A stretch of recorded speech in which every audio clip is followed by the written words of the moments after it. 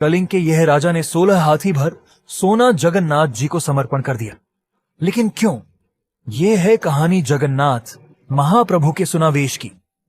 गजपति कपिलेंद्र देव एक योद्धा राजा, जिन्होंने सन 1435 में सूर्यवंश गजपति साम्राज्य की स्थापना की थी।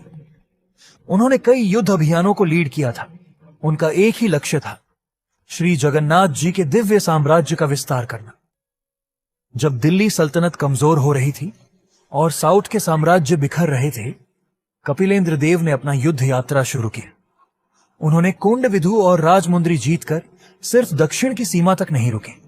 रामेश्वरम, तंजौर जैसे दुर्लभ दुर्ग भी गजपति के पताक तले आ गए। सन 1450 के दशक तक जगन्नाथ साम्राज्य गंगा से लेकर कावेरी तक फैल चुका था। और फिर हुआ कुछ ऐसा जो किसी ने सोचा भी नहीं था। दूसरे राजाओं के विपरीत कपिलेंद्र देव ने युद्ध में जीते हुए सारे सोने से अपना खजाना नहीं भरा, बल्कि 16 हाथियों पर लाद कर वो पुरी लौटे और सब कुछ जगन्नाथ प्रभु के चरणों में समर्पित कर दिया। यह दान नहीं था, यह एक घोषणा थी।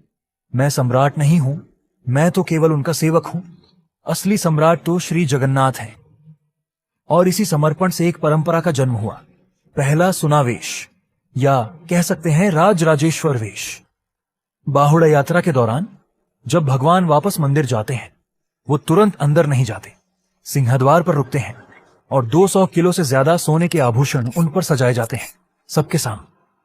श्रीचूड़ा, हाथी फूल, चक्र, शंख, स्वर्ण तिलक और अनेक दिव्य अलंकार। यह है जगन्नाथ का राज राजेश्वर रूप, जिसका मतलब है किंग ऑफ किंग्स। आज भी गजपति राजा प्रभु के रथ को झाड़ू लगाते हैं, हमें याद दिलाने के लिए उड़ीसा में कोई भी शासक श्री जगन्नाथ प्रभु से बड़ा नहीं है, न तब, न अब, न कभी। फॉलो करें भारत के इतिहास से जुड़ी हुई और भी ऐसी कहानियों के लिए।